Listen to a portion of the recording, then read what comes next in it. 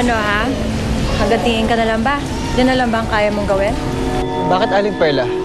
May naisip ba kayong plano?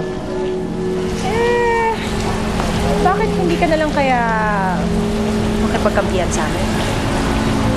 Nako, pag nagkataon, big time yung boss mo. Sino? Si Alona. Nako, sigurado naman ako, hindi ka mahihirapan magtrabaho doon. Pareho lang naman kayo ng gusto. Ang mapaghiwalay si Eden at saka yan si Sig. Pag-isipan mo mabuti yan. Tungkol saan daw yung meeting? Hindi po sinabi naman, Presi, sir. Basta papuntahin ko lang daw po kayo dito. Inform ko na po siya na nandito ka na.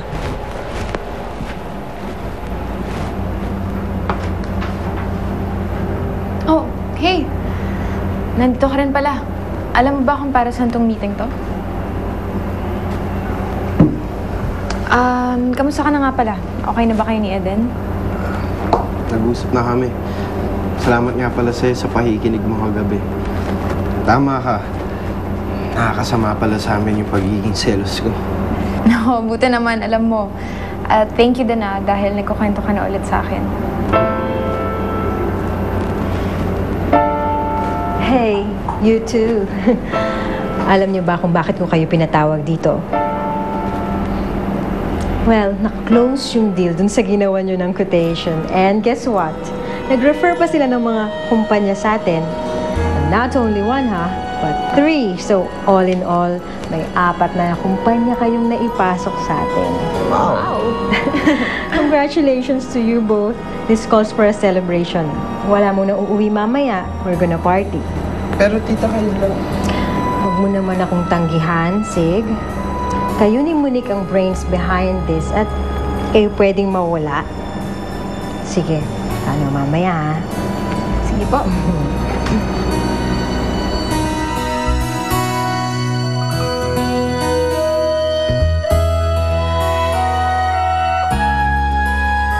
Hello? Okay na kami, Gina. Hindi naman pala niya natanggap yung text ko. Tsaka kaya daw sila magkasama ni Sig. Dahil sinamahan siya magtrabaho, tapos coding pa. Kaya hinatid niya na lang. Yun naman pala may dahilan naman pala Sabi ko naman kasi sa'yo, Eden, huwag ka naman insecure dyan sa babaeng yan. Tsaka di ba nangako ka naman kay Sig na hindi ka na magsiselos doon? Hindi ko kasi maiwasan minsan Kung makikita mo lang talaga si Monique, parang wala naman yata lalaki hindi magkakagusto doon. Hay nako, Eden. Wala ka na talagang ibang inatupag, no? Kundi makipagdaldalan dyan sa telepono. Oh, sige na pala. Ay, sorry ha. Naka-extort mo ba ako?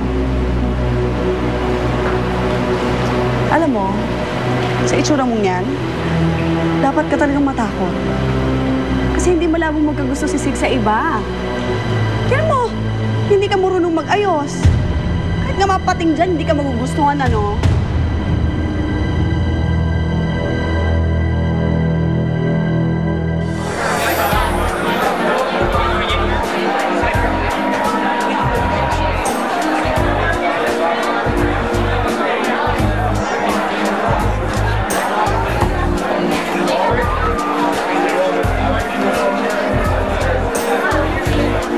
Dadaan lang ako dito tapos susunduin na kita.